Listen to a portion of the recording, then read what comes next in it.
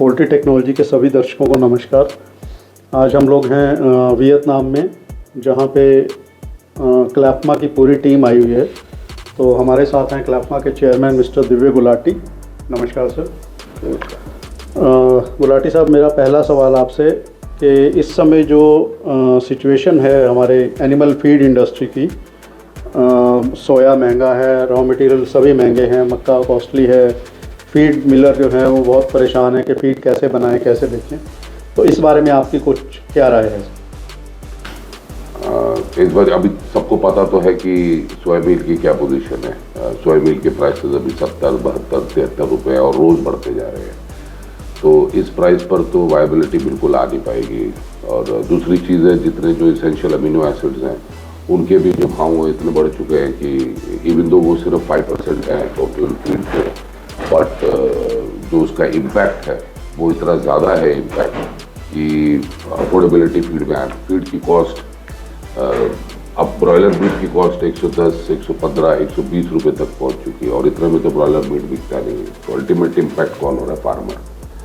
अब इस सिचुएशन में कैसे सरवाइव करना ये भी मुश्किल हो रहा है। मक्के की कॉस्ट भी बढ़ती जा रही है अब, और इस चक्कर में क्या हो रहा है, सस्ते के चक्कर में सोयाबीन जो है वो थोड़ा सा अडल्ट्रेट भी हो रहा है, क्योंकि जो DDGS आ रहा है मार्केट में वो राइस प्रोटीन जो है वो सोया मील में जा रहा है, तो प्योर सोया मील भी नहीं मिल रहा है। तो अब इसका एक ही ऑप्शन है हमारे लिए कि क्योंकि अब तो सोया मील की जो सोयाबीन है उसका प्रोडक्शन कम है हमारे देश में, और जो इसलिए सोयाबीन कम है। अब ऑप्शन एक ही बचता है कि 2021 में एक बार हमारे पास यही समस्या आई थी, और तब जो सोयाबीन की प्राइस 100 रुपये तक चली गई थी। उस समय पर गवर्नमेंट ने हमको एक स्टॉप गैप अरेंजमेंट के लिए 1.2 मिलियन मेट्रिक टन सोयाबीन जो है इम्पोर्ट करने की परमिशन दी थी। तो इस बार हमने भी गवर्नमेंट से दरख्वास्त की है और हमने भी परमिशन मांगी है approximately 1.5 million metric tonne import कराने के लिए। अब जब हम अगर आप प्राइस कंपैरिजन करो तो कहाँ 72-73 रुपये, और जो इम्पोर्ट होके सोयाबीन आएगा वो 53-54 रुपये लैंडेड कॉस्ट पड़ती है at the warehouse in India. अब इतना वाइड डिफरेंस है, तो सर्वाइवल के लिए स्टॉप गैप अरेंजमेंट के लिए ये करना बहुत ज़रूरी है। और गवर्नमेंट भी इंटरेक्ट कर रही है हमारे साथ लगातार, और उन्होंने हमारे से सारे फिगर्स मांगे हैं, फैक्ट्स मांगे हैं, स्टैटिस्टिक्स मांगे हैं कि पिछले साल सोयाबीन कितना था, मील कितना था, पिछले साल की रिक्वायरमेंट कितनी थी, इस साल की रिक्वायरमेंट कितनी है, कितनी होगी।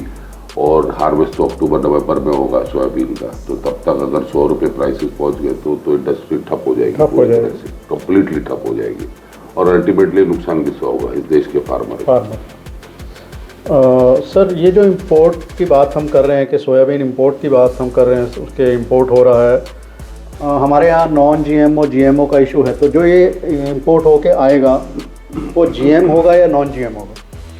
देखिए, लेट मी आपको थोड़ा सा बैकग्राउंड दे देता हूँ। GM सीड होता है, उसके जो वेरिएंट्स होते हैं वो भले GM सीड से निकलें, बट वो होता है non LMO, non living modified organism. इसका मतलब ये है कि आप जो GM मील आएगा उसको प्लांट करके सोयाबीन नहीं निकलेगा, तो उससे कुछ फर्क नहीं पड़ेगा, वो तो मील ही रह गया ना। मील ही रहेगा। और जितना एडिबल ऑयल आ रहा है इस देश में वो भी GM सीड से ही आ रहा है। तो फर्क क्या है?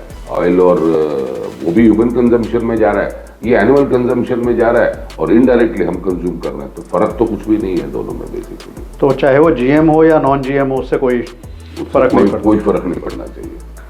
जो ये इम्पोर्ट हो रहा है उसका प्राइस आपने वैसे तो बताया है। जो इस समय हमारी जो लैंडेड कॉस्ट है 77 रुपीज़ पर kg पड़ रही है सोयाबीन मील। तो जो सोयाबीन मील इम्पोर्ट होके आ रहा है वो इससे चीपर है या एट पार है या क्या है?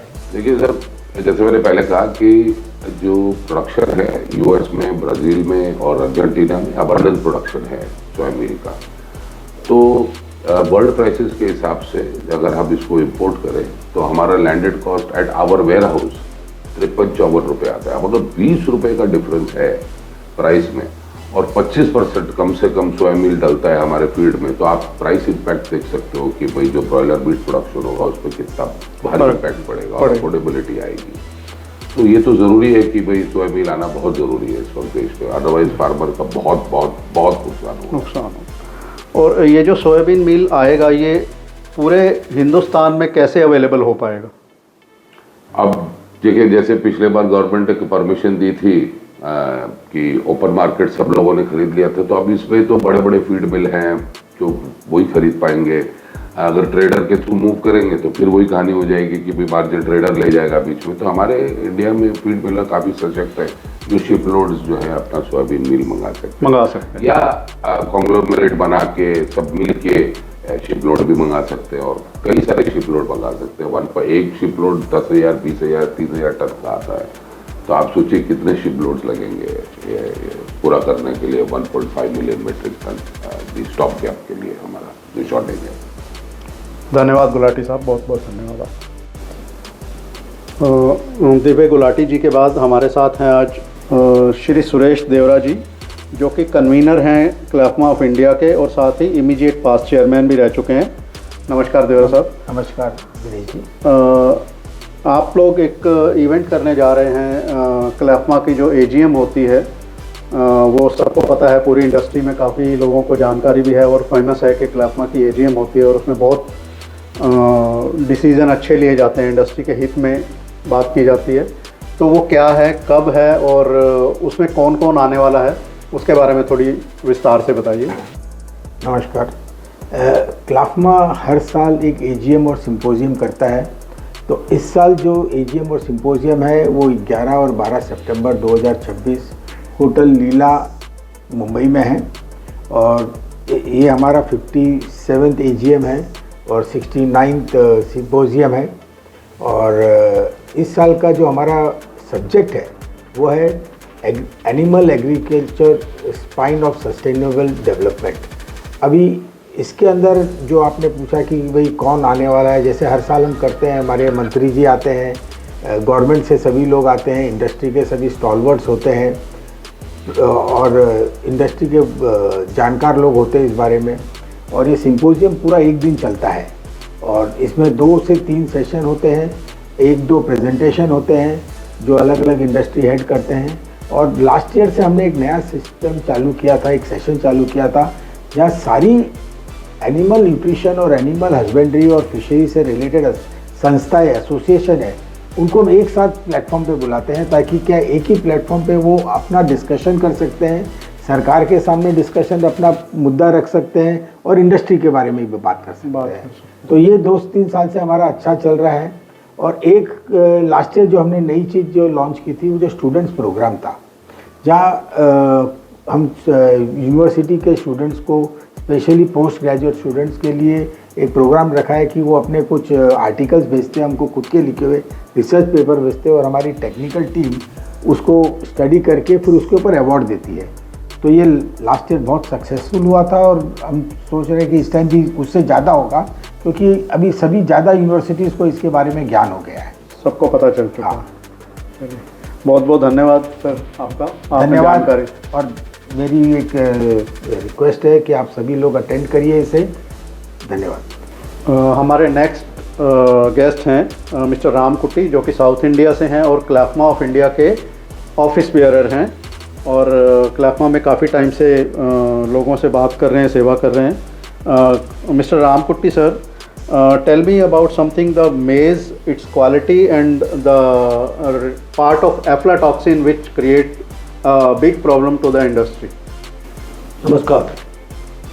Thank you very much for giving me the opportunity to share my views on maize and its quality challenges in the poultry industry. So, you know, corn, maize, if you take maize and soya are the most critical, very important, vital ingredients for a poultry. In fact, 60 to 70% we use maize in the fermentation, 20 to 30% we use soybean meal. Now, you know, today whatever in India we produce, about around 40 to 45 million tons, more than 50% is consumed by the poultry industry. Poultry industry. Yeah, more than 50%. And because of that, this becomes, we call now today poultry or livestock, we call it animal agriculture. Because without agriculture commodity, there's no poultry formulation. Yes. So both are very, very essential. The thing most is corn and soya, mostly now India, we produced mostly 70-80% of our procurement is met by our own supplies. But soybean meal, we don't have much of a problem on the quality because it's a processed. It goes through the processing and kind of thing. And not much of challenges on the quality, but the corn, which is very important maize, we have some quality challenges recently, which we see now maize has become now, because of the take ethanol out of maize, the byproduct DDGS. Because the high cost of soybean meal, now slowly they're using some percentage of DDGS into the formulations. So that has replaced a part of soybean meal, and it is helping in the industry for the cost effectiveness. But then we have a challenges on the DDGS as well as the corn, aflatoxin, major problem. Of late, we see how the aflatoxin affects the performance of the broilers as well as the even heavy mortality. The birds might die. The high toxins go into the fermentations.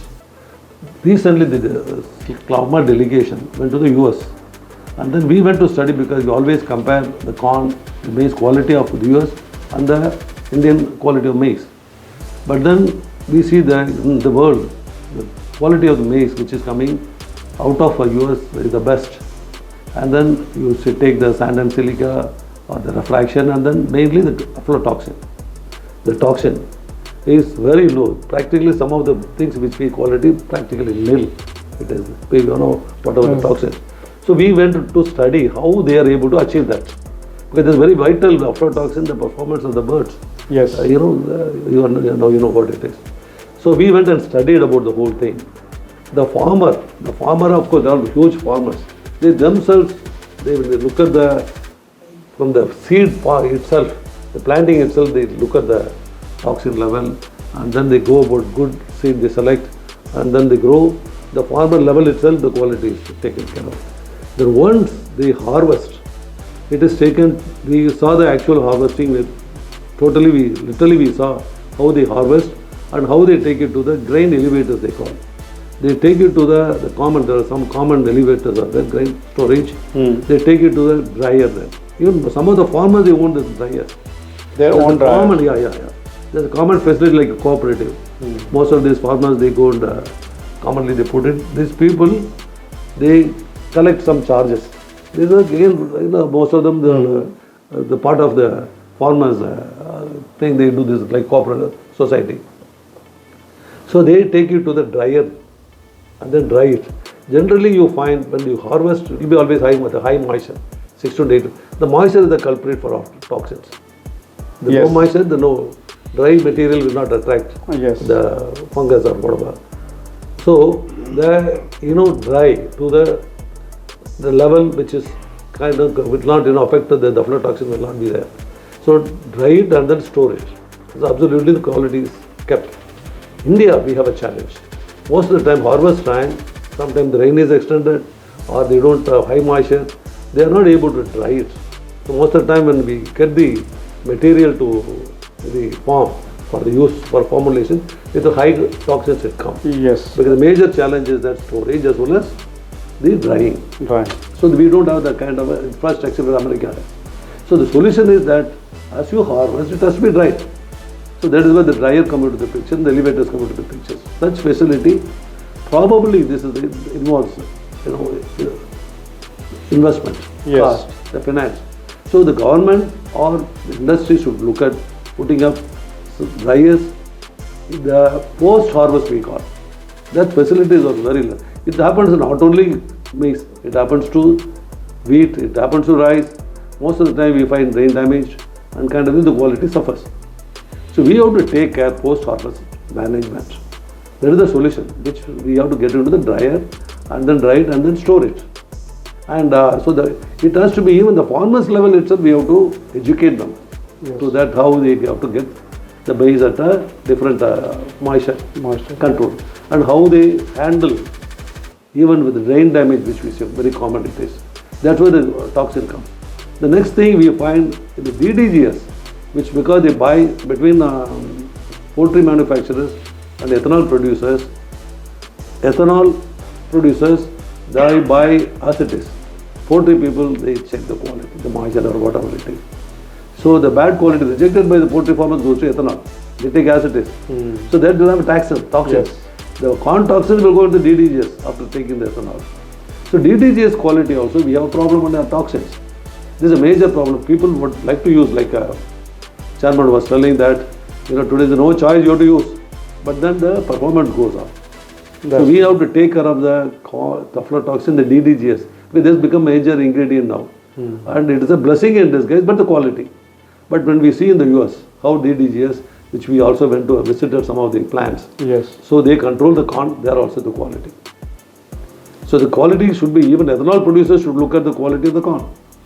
It's not that only poultry manufacturers. So DDGS quality, the toxins, which has to be taken at the source, then that can be solved. So this is the solution which we recommend, which you have seen literally in the US.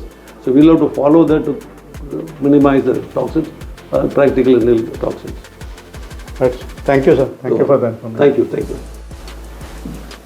हमारे अगले speaker हैं mister Nisar Mohammad, जो कि secretary हैं क्लैफमा of India के और 35 साल से लाइव स्टॉक बिजनेस में हैं। नमस्कार निसार साहब। नमस्कार। सर, मेरा आपसे सवाल है कि हम लोग DDGS की बात करते हैं पोल्ट्री में, डेयरी में। DDGS राइस से भी आता है और मक्का से भी आता है। तो जो सिचुएशन है इस समय सोयाबीन की, उसको देख कर के क्या आपको लगता है कि DDGS हमारी इंडस्ट्री में एक गेम चेंजर हो सकता है? जी, सबसे पहले मैं आपसे शुक्रगुजार हूँ कि आप मुझे इस इंटरव्यू पे लिए और मेरे राय लेने के लिए आप मुझे बिठाया है।